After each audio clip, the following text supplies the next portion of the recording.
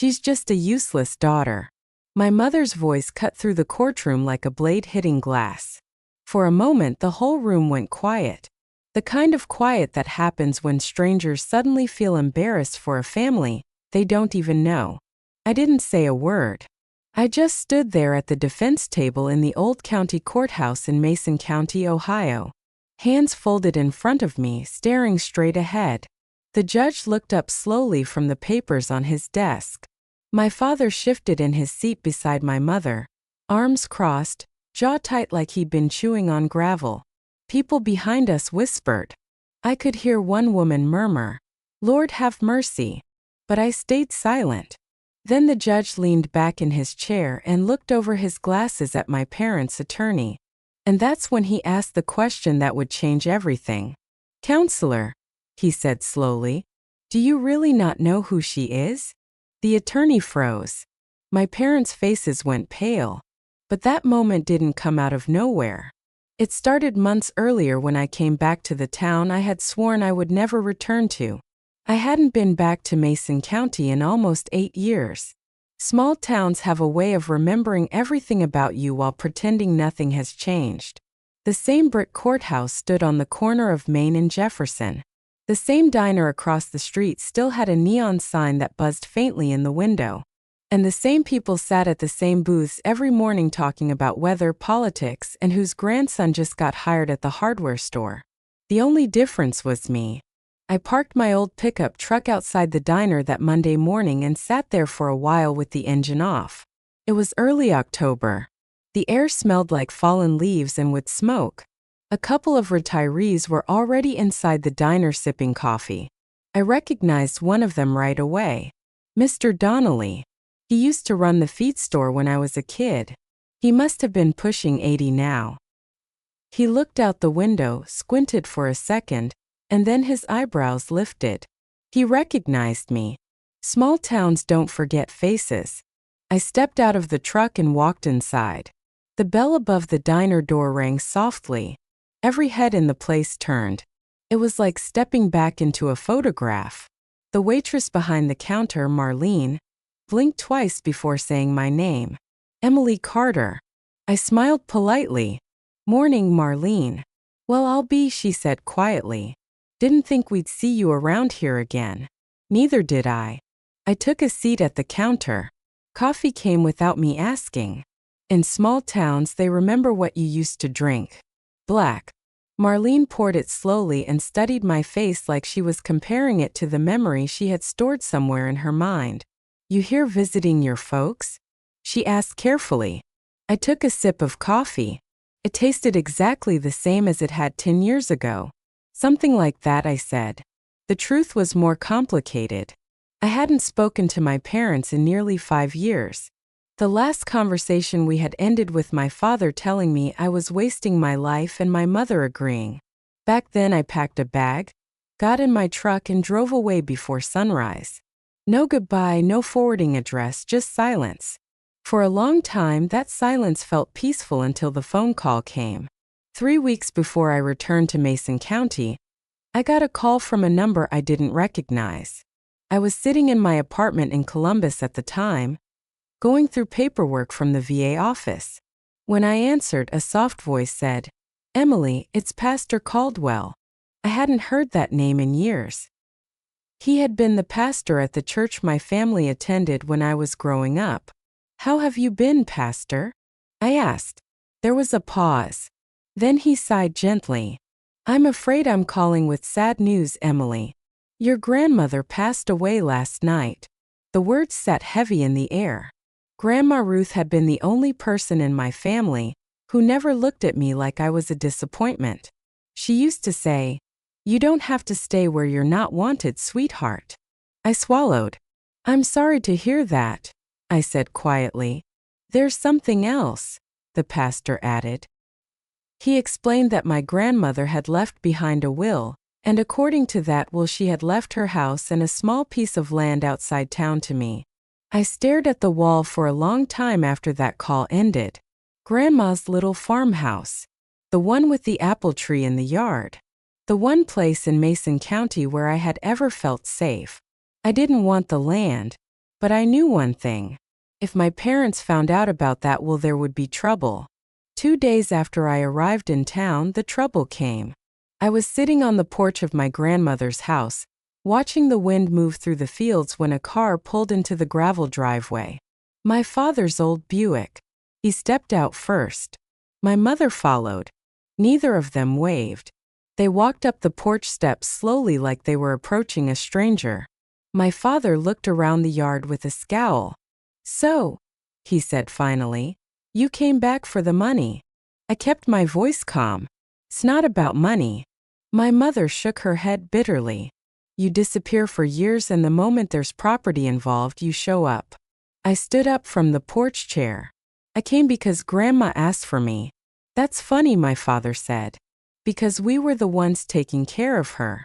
The argument lasted less than 5 minutes. My father ended it with a sentence I'll never forget. "If you had any decency left in you, you'd sign that house over to us." I didn't answer. I just watched them walk back to their car. 3 days later, a sheriff's deputy knocked on the farmhouse door and handed me a thick envelope. Inside were court papers. My parents were contesting the will. And just like that, the family I had spent years avoiding was dragging me into a courtroom. But what they didn't realize was that silence can carry more truth than shouting ever will. And I had been silent for a very long time. The first thing people learn about a small town is that news travels faster than truth. By the time I walked into Donnie's diner the morning after the sheriff delivered those court papers, half the town already knew. They just didn't know the details. And in a place like Mason County, details rarely stop people from forming opinions. The bell above the diner door jingled when I stepped inside. Conversations paused the way they always do when someone unfamiliar or someone long gone walks back in. Marlene was behind the counter again, wiping the same coffee mug she probably wiped 10 times already. She looked up at me with a sympathetic tilt of her head. "Well," I heard her say quietly. Of course she had. I slid onto the same stool as yesterday. "Morning, Marlene." She poured my coffee without asking. "You going to fight it?" she asked gently. I wrapped both hands around the warm mug. "I'm going to show up," I said. That was the most honest answer I could give. Across the diner, Mr. Donnelly pretended to read his newspaper while listening with one ear turned toward us. It reminded me of something my grandmother used to say. In a small town, privacy is just a polite illusion. I sipped my coffee and looked out the window toward the courthouse across the street.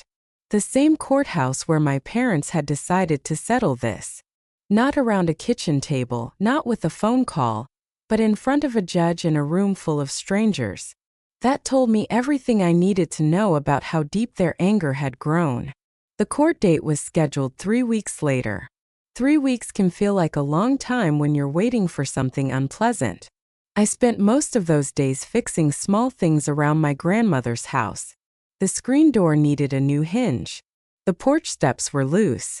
The apple tree in the yard hadn't been pruned in years. Working with my hands kept my mind steady. It also kept the town gossip to a manageable level. Still, people stopped by not to help, mostly to observe. Old Mrs. Talbot from down the road walked up one afternoon with a casserole dish and curiosity written all over her face.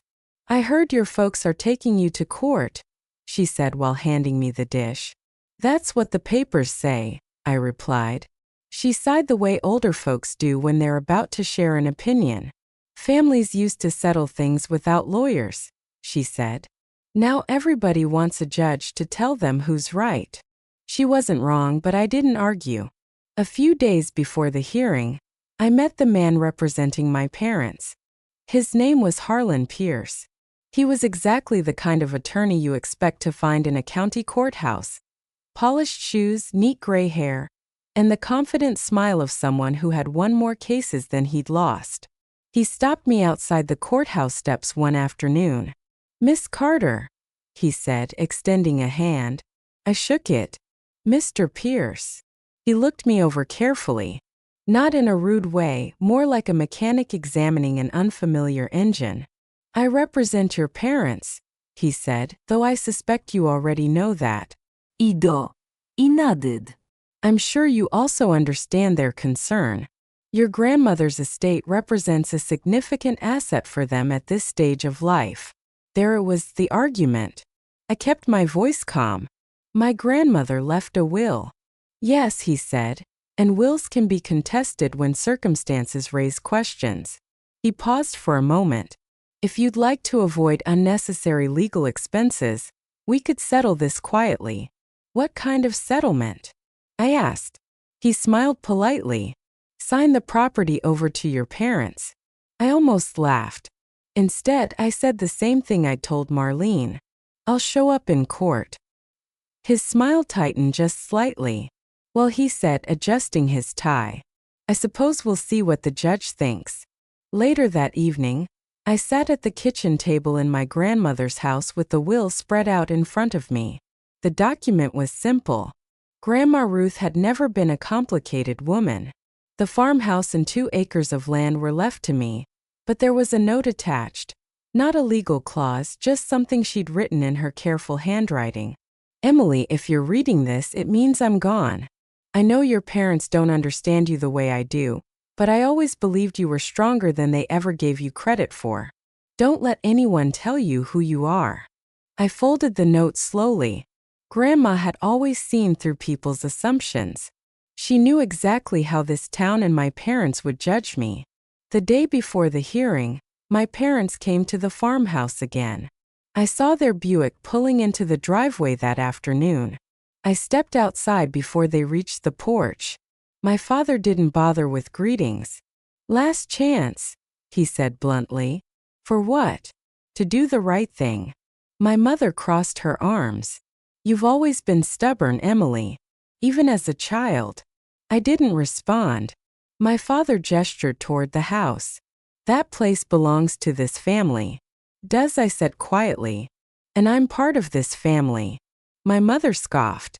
You stopped being part of this family the day you walked out. That sentence hung in the air like a storm cloud.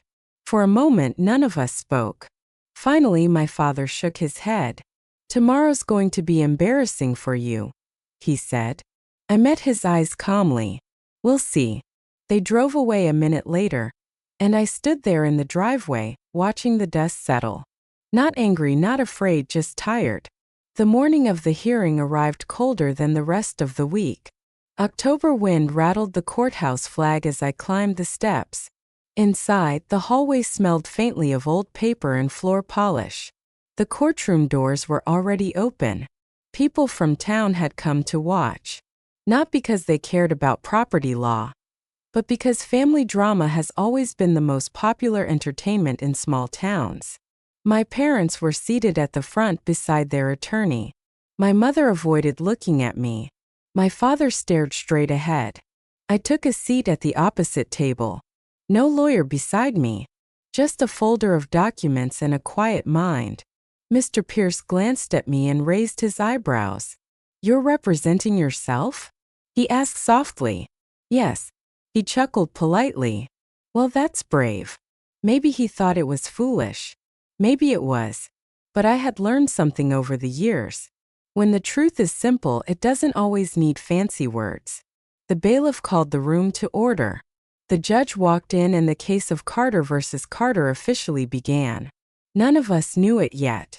But before that day ended, the entire courtroom would look at my parents very differently. The judge's name was Harold Whitaker, a lean man in his late 60s with silver hair, and the kind of tired eyes you see on people who've listened to every version of human conflict. He didn't look eager to be anyone's referee. He looked like he'd rather be at home with a cup of coffee and a quiet porch. When he sat down, he didn't slam his gavel or make a show of it. He simply nodded once to the bailiff, adjusted the papers in front of him and said, "All right, let's begin." The bailiff announced the case. The courtroom settled into a hush. The fluorescent lights buzzed faintly overhead. Someone in the back coughed into their sleeve. Judge Whitaker looked at my parents first. "Mr. and Mrs. Carter," he said, "you are contesting the will of the late Ruth Carter. Counsel, you may proceed." Harlan Pierce stood smoothly, buttoned his suit jacket, and approached the front like he was about to give a sermon. "Your Honor," he began, "this is a painful matter for my clients. They have lived in this community for decades.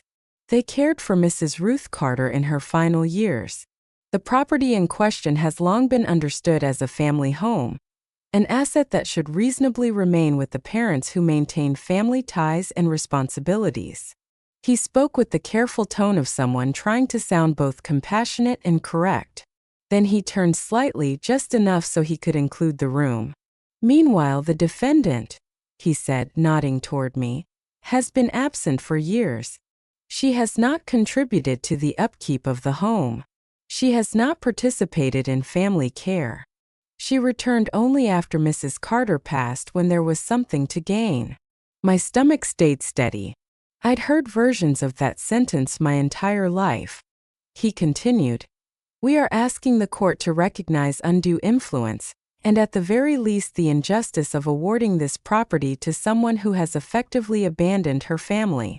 It was all phrased politely, but it carried the same sharp edge as a slap. Judge Whitaker listened without interrupting. His pen moved slowly across a notepad. When Pierce finished, the judge looked at my parents. "Mrs. Carter," he said, "do you wish to speak?" My mother stood like she'd been waiting for permission to unleash every grievance she'd stored up for years. "Yes, Your Honor," she said, voice tight. "Ido." She faced the judge, but her eyes kept flicking toward me like I was a stain she couldn't scrub out. "I raised her," my mother said. "I fed her. I clothed her. I did everything a mother is supposed to do. And what did I get?" She left. She walked out like we didn't matter. My father nodded beside her, jaw working. My mother's voice grew louder. Not out of strength, out of desperation. "She didn't call," she said. "She didn't come for holidays. She didn't even come when her grandmother got sick. And now she wants to take the house after everything we did." Judge Whitaker lifted a hand slightly, not to stop her, just to calm the pace. "I understand you're upset," he said. But my mother was past calm. She turned her head toward me, and something in her face hardened, like the last bit of tenderness had been replaced by bitterness. And then she said it. "She's just a useless daughter. Not misguided, not confused. Useless." The word landed in the room and didn't move. Like a heavy object dropped on a wooden floor. For a second, nobody spoke. I heard a chair creak, a soft gasp, the shuffling of someone's shoes. Judge Whitaker's gaze shifted from my mother to me. He studied my face the way a person studies a photograph they don't fully understand. I kept my eyes forward. I didn't flinch. I didn't shake my head. I didn't defend myself. I stayed silent because if I argued, the room would become a battle of emotions, hers against mine. And my mother had been practicing that battle for years. Judge Whitaker cleared his throat gently. "Mr. Carter," he said to my father, "do you wish to add anything?"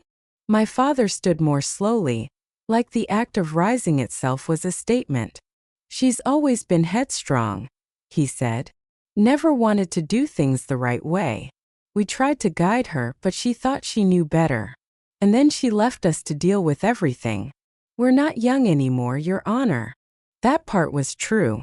They weren't young, but their age didn't make their cruelty less sharp. Pierce stepped in again smoothly, sensing momentum. "Your Honor," he said, "my clients are on a fixed income. Rising taxes, medical expenses, the cost of maintaining property. These pressures matter. This home is stability for them." Judge Whitaker nodded slowly. "I'm aware of those realities," he said. Then he looked at me. "Miss Carter," he said, "you are representing yourself. You may respond." Every head in the room turned my way again. I stood. My palms were dry. My heart was steady. Not because I didn't feel anything, because I'd learned to carry feeling without letting it spill everywhere. "Yes, Your Honor," I said. I didn't look at my parents. I looked at the judge. "My grandmother wrote her will clearly," I said. "I have a copy here." I also have documentation of our relationship and records showing I was in contact when I could be. Pierce gave a small doubtful smile. In contact? He echoed softly like it was a joke. I opened my folder and pulled out the papers I'd prepared, letters, a few printed emails, and a simple record of money orders I'd sent to my grandmother over the years. Judge Whitaker leaned forward slightly. "Bring those to the clerk," he said. I walked the papers up, handed them over, and returned to my seat. It wasn't dramatic. No shouting, no speech about how misunderstood I was. Just paper and truth. Judge Whitaker began reading through the documents, his eyes moving carefully. The courtroom fell into a quiet that felt heavier than before. Pierce shifted his weight. My mother stared at the judge like she could force him to decide faster. My father's face stayed hard, but his hands tightened on the armrests of his chair. Judge Whitaker paused on one page for a little longer than the others. His expression didn't change much, just a small tightening around his eyes. Then he looked up again, first at my folder, then at me, and for the first time that morning, his gaze stayed on me for more than a second, like he was noticing something the room had missed. He set his pen down. "Counselor Pierce," he said, voice even. Pierce stepped forward confidently at first, but I saw the brief flicker of uncertainty when the judge asked, "Do you really not know who she is?" And as Pierce's face stiffened, I felt something shift in the air. My mother's mouth opened slightly. My father blinked hard, and the color started draining from both their faces. When Judge Whitaker asked that question, the room didn't move. "Counselor," he repeated calm and slow, "do you really not know who she is?" Harlan Pierce stood at the front of the courtroom with one hand resting on the edge of the table. A moment earlier he had looked confident like a man guiding an easy case to its conclusion. Now his posture changed just slightly. But I saw it. His shoulders tightened. His smile disappeared. For the first time that morning he looked directly at me. Not the quick glance he'd given before, but a longer look. The kind someone gives when they suddenly realize they missed something important. "My understanding," Pierce said carefully, "is that she is the defendant in this case, Your Honor." Judge Whitaker didn't smile. "No," he said quietly. "That's not what I asked." The courtroom stayed silent. Behind me I heard someone whisper. My mother leaned forward in her seat. My father frowned, clearly irritated that the hearing had taken a strange turn. Judge Whitaker picked up one of the documents from the stack the clerk had handed him. He tapped the paper once with his pen. "Counselor," he said again before presenting arguments about a person's character, "it's generally wise to understand who that person is." Pierce cleared his throat. "Well, Your Honor, if there is something relevant to the case." "There is," the judge said. He turned the paper around so Pierce could see it. From where I sat, I already knew which page it was. The VA verification letter, the one confirming my service record. Pierce leaned forward slightly to read it. The silence stretched long enough that people in the back of the courtroom began shifting in their seats. Then Pierce's eyes widened just a little, but enough. He straightened slowly. "I was not aware," he said. Judge Whitaker looked at him over the rim of his glasses. "That's clear." My mother looked confused. "Your Honor," she said sharply, "what does that have to do with anything?" The judge didn't answer her immediately. Instead, he turned his attention back to the room. Then he said something simple. "Miss Carter served 8 years in the United States Marine Corps." The words hung in the air like the echo of a bell. For a moment no one spoke. In a small American town, especially one filled with retirees and veterans, those words carried weight. You could feel it move through the room. A man in the back straightened in his chair. Another older gentleman removed his cap. My father blinked. My mother's mouth fell slightly open. "She what?" she said. Judge Whitaker continued, his tone steady. "According to the documentation provided, Ms. Carter served multiple overseas deployments and received several commendations during her service." He set the paper down again. I don't normally comment on personal matters in a probate dispute, he added. But when someone's character is being questioned publicly, context matters. The courtroom remained quiet. My parents stared at me like they were looking at a stranger. And in a way they were, because they had never asked. Not once. Not in 8 years. My father leaned forward slowly. "You were in the Marines?" he asked. His voice sounded uncertain, not angry, just confused. I nodded once. Yes. My mother shook her head, disbelief written across her face. "That can't be right," she said. "You never told us that." I kept my voice calm. "You never asked." Those 3 words seemed to hit harder than anything else said that morning. My mother sat back in her chair. My father rubbed his jaw. Attorney Pierce cleared his throat again, trying to regain control of the room.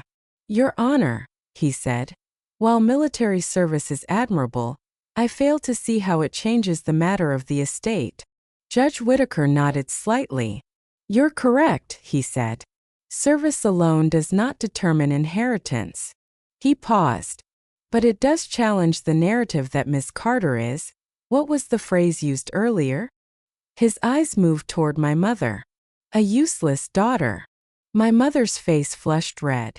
"I didn't mean," the judge raised a hand gently. "This court isn't here to referee family insults," he said. He looked back down at the documents again. "However," he continued, "it is clear that the picture presented earlier was incomplete." Pierce shifted his weight. "My clients were unaware of this information," he said quickly. "That's precisely the point," the judge replied. He looked at me again. "Miss Carter," he said, "why was this not mentioned earlier?" I thought about that question for a moment. The answer was simple. "Because I didn't think it mattered," I said. And it didn't. I hadn't come back to Mason County to impress anyone. I came because my grandmother asked for me in the only way she could, through a will.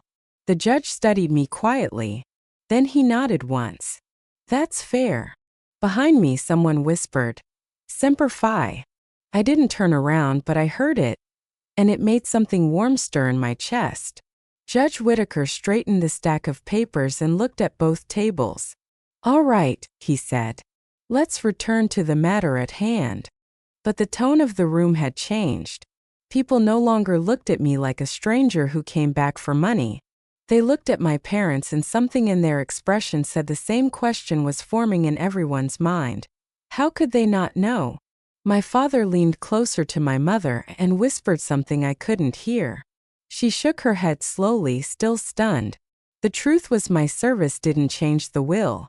It didn't magically solve the case, but it changed something else. It exposed a deeper problem. Because when a parent doesn't even know the basic facts of their child's life, the courtroom starts asking questions no legal document can answer. Judge Whitaker looked at the clock on the wall. "We will take a short recess," he said. 10 minutes. The gavel tapped once. People began murmuring immediately. Chairs scraped the floor. Veterans in the room nodded respectfully in my direction as they stood. I remained seated. Across the aisle, my parents sat frozen, like the ground beneath their certainty had just shifted, and the real conversation hadn't even started yet. When the judge called for a recess, the courtroom loosened like a jar lid finally twisting open. People stood, stretched their legs, and whispered to one another. In a small town, 10 minutes is more than enough time for a rumor to make a full lap around the room. I stayed where I was. My hands rested on the table, fingers folded together the way they had been trained to rest during briefings years ago. Old habits stay with you long after the uniform is gone. A man in his 70s walked slowly past my table. He wore a faded ball cap with Korea veteran stitched across the front. He paused beside me. "Marine?" he asked quietly. "Yes, sir." He nodded once. "Semper Fi." "Semper Fi," I replied. Then he continued toward the hallway. It wasn't dramatic, just a simple exchange between two people who understood something the rest of the room didn't. Across the aisle, my parents were still sitting in their seats. They hadn't moved. My father leaned toward my mother, speaking in low tones. She kept shaking her head, her expression a mix of confusion and something else I couldn't quite place yet. Maybe regret, maybe disbelief, maybe the slow realization that they had spent years telling a story about me that no longer made sense. Attorney Pierce stood beside them, whispering quickly. His polished confidence had faded. He glanced over at me once, then looked away. I could almost hear his thoughts. He had built his argument around a picture of who I was supposed to be. Now that picture had cracked. 10 minutes later, the bailiff called everyone back to their seats. Judge Whitaker returned to the bench and adjusted the papers in front of him again. "All right," he said. "Let's continue." His voice was steady, but something in the room had shifted. Before the recess, people had been curious. Now they were listening. "Mr. Pierce," the judge said, "you may proceed with any further arguments." Pierce stood again, but this time his tone was more careful. "Your Honor," he said, "while the court has learned new information about Ms. Carter's background, the legal matter remains unchanged." He gestured toward the will. "The question before the court is whether the property transfer was influenced unfairly." Judge Whitaker nodded. "And your evidence for that claim?" Pierce hesitated. "Well, my clients believe." The judge interrupted gently. "Belief is not evidence." The room went quiet again. Pierce adjusted his tie. "In that case, Your Honor, I would ask the court to consider the broader circumstances of the family relationship." The judge turned toward me. "Miss Carter," he said, "would you like to address the court before I review the final documents?" I stood again. My chair slid softly against the floor. For the first time that morning, I glanced at my parents. They looked smaller than I remembered. Not physically, but in certainty. "My grandmother and I spoke often," I said calmly. "Not every week, but when we could." My mother scoffed. "That's not true." I didn't react. "I sent her letters," I continued. "Sometimes money when she needed help with groceries or repairs." The judge flipped through the documents again. "I see several money orders here," he said. My father frowned. "She never told us about that." I met his eyes briefly. "She asked me not to." My mother's voice rose. "Why would she do that?" I answered honestly. "Because she didn't want you to think I was trying to prove something." The judge leaned back slightly. "And why did she leave the house to you?" he asked. I thought about that question carefully. The answer wasn't legal. It was personal. "Because she believed I would take care of it," I said. Pierce folded his arms. "Your Honor, with respect, emotional statements don't determine state law." "That's correct," Judge Whitaker said. He looked down at the will again. "Which is why we look at written intent." He tapped a page gently. "The will is clear." He paused long enough that everyone in the courtroom leaned forward slightly. "Ruth Carter left the property to her granddaughter, Emily Carter." My mother stood abruptly. "That's not fair," she said. The bailiff stepped forward. "Mum." Judge Whitaker lifted a hand. "Mrs. Carter," he said calmly, "I understand this is difficult. But it's wrong," she insisted. "We were the ones there every day." The judge nodded. "That may be true," he said. "But presence alone does not override a written will." My father stood beside her. "So that's it," he said. "She just takes it." The judge looked at both of them for a long moment. Then he said something unexpected. "This case isn't really about the house, is it?" No one answered. He continued. "It's about years of resentment that finally reached a courtroom." The room stayed silent. Judge Whitaker looked at me, then back at my parents. "Your daughter served this country for 8 years, he said. "She returned to town quietly and did not insult you in this courtroom." He folded his hands together. "That says something about character." My parents didn't respond. They just stared at the floor. The judge continued. The court will uphold the will as written. The gavel tapped once. The property belongs to Miss Carter. That should have felt like victory. But it didn't. Not really, because revenge isn't always loud. Sometimes it's quiet. Sometimes it's simply standing still while the truth catches up to people. As the courtroom began to empty, I gathered my papers slowly. Across the aisle, my parents remained seated. For the first time in years, they looked unsure of what to say to me, and that uncertainty was heavier than any argument we'd ever had. When the courtroom emptied, the noise didn't disappear all at once. It faded slowly. People shuffled toward the hallway. Chairs scraped the wooden floor. A few voices murmured polite goodbyes to the judge. I stayed where I was for a moment, letting the room settle. Across the aisle, my parents were still seated at their table. My mother stared at the floor. My father's hands were folded tightly together like he was trying to keep them from shaking. Their attorney, Harlan Pierce, leaned down and said something quietly to them. I couldn't hear the words, but I could tell from his expression that the confidence he'd shown earlier that morning was gone. He patted my father on the shoulder awkwardly and left the room. And just like that, it was the three of us. No lawyers, no judge, just a family that hadn't known how to talk to each other for years. I gathered my folder and stood up. The instinct to leave was strong. That's what I had done the last time things fell apart between us. I walked away before anyone could say something that couldn't be taken back. But something about the quiet in that room held me there. My father looked up first. His voice sounded rough when he spoke. "You were really in the Marines?" I nodded. "Yes." He stared at me for a long moment like he was trying to measure the distance between the daughter he remembered and the person standing in front of him now. 8 years, he asked. "Yes." My mother finally lifted her head. "You never told us that," she said again. But this time her voice didn't carry the same accusation. It sounded smaller. Tired. "You never asked," I replied gently. The words weren't meant to wound. They were simply the truth. My father rubbed the back of his neck, a habit he'd had since I was a kid whenever he didn't know what to say. "Well," he muttered, "I guess we didn't." No one spoke for a few seconds. Then my mother said something I didn't expect. "Were you overseas?" I nodded again. Few times. Her eyes widened slightly. "And we didn't even know." That realization seemed to settle on both of them at the same time. Years had passed. Events had happened, danger, distance, deployments, and they hadn't known any of it. Not because I had hidden it, but because we had stopped talking long before those years began.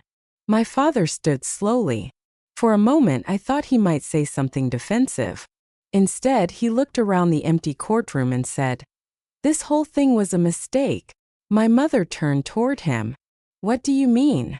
He gestured toward the door the judge had exited through. "Dragging our daughter into court over a house," he said. The word daughter sounded unfamiliar coming from him, like he hadn't used it in a long time. My mother's shoulders sank slightly. "I just thought she didn't care about us anymore," she said. I stepped closer to their table. "I did care," I said. "But every time we talked before I left, it turned into an argument." My father nodded slowly. "That's true." He glanced at me again. "You always wanted to do things your way." "Yes," I said. "And that scared you?" He didn't deny it.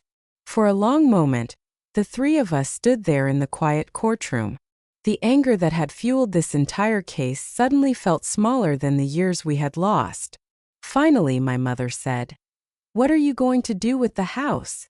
I thought about the little farmhouse outside town, the creaky porch steps, the apple tree my grandmother used to sit beneath in the afternoons.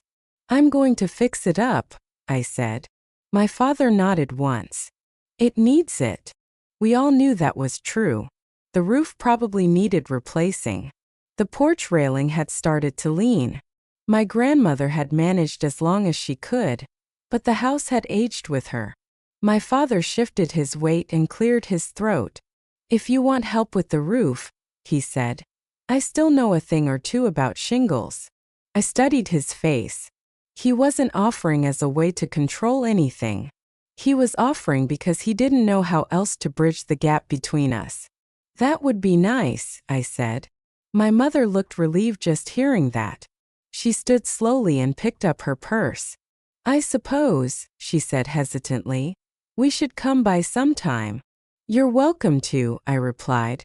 Not a grand invitation, just a simple one, the kind that leaves space for trust to grow again. We walked out of the courthouse together. The afternoon sun had warmed the brick steps, and a few townspeople lingered across the street, pretending not to watch us. Small towns don't change overnight, but sometimes the way people look at you does. My father paused beside his car. Well, he said, guess we'll see you around. I nodded. Yeah, I said. Guess you will. As they drove away, I stood there for a minute longer. The courthouse behind me, the quiet street in front of me, and somewhere beyond the town limits my grandmother's farmhouse, waiting for a new chapter.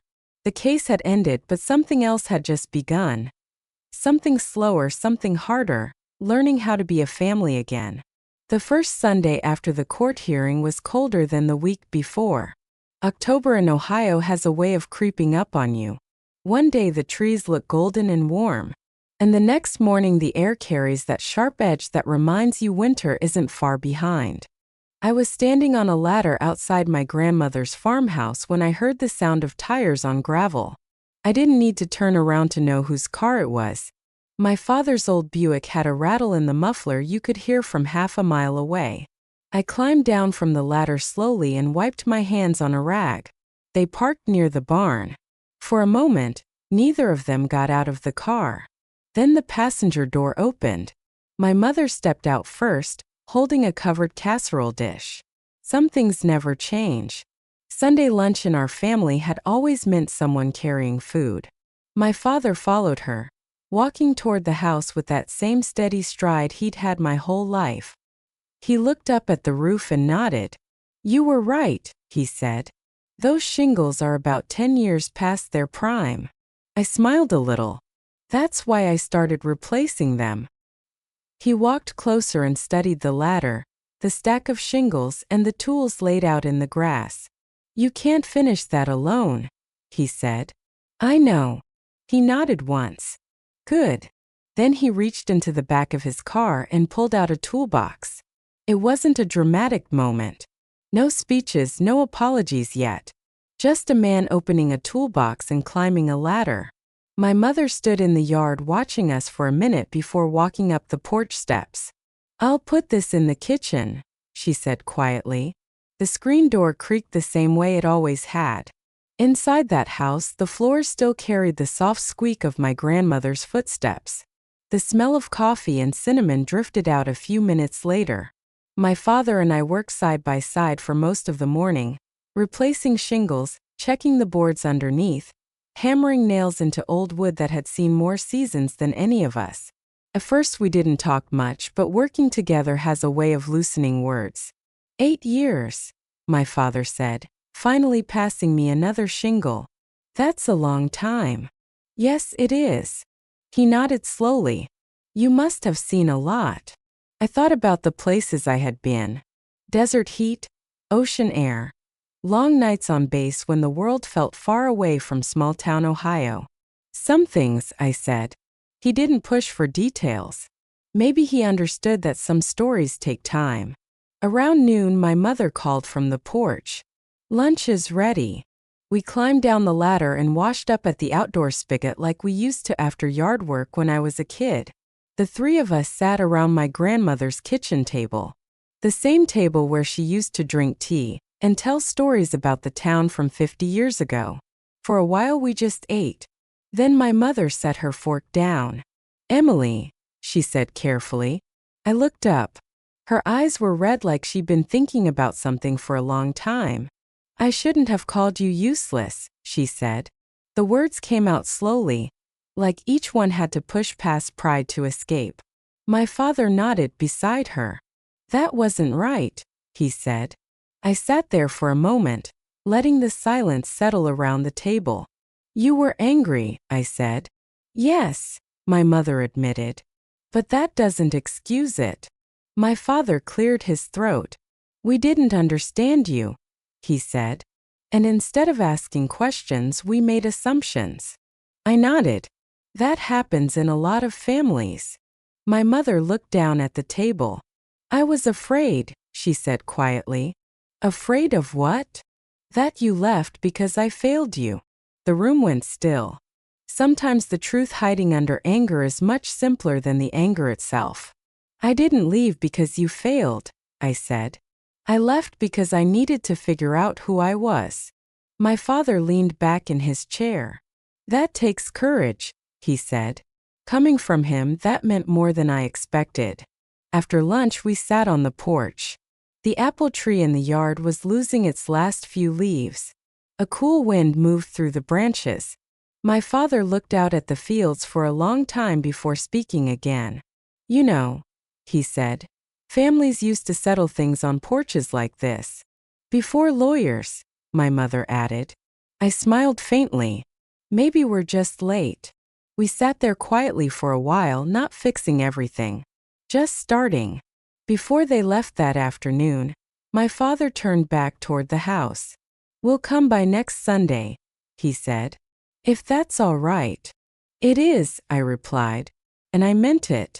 Because sometimes reconciliation doesn't arrive in a single moment. It arrives in small steps.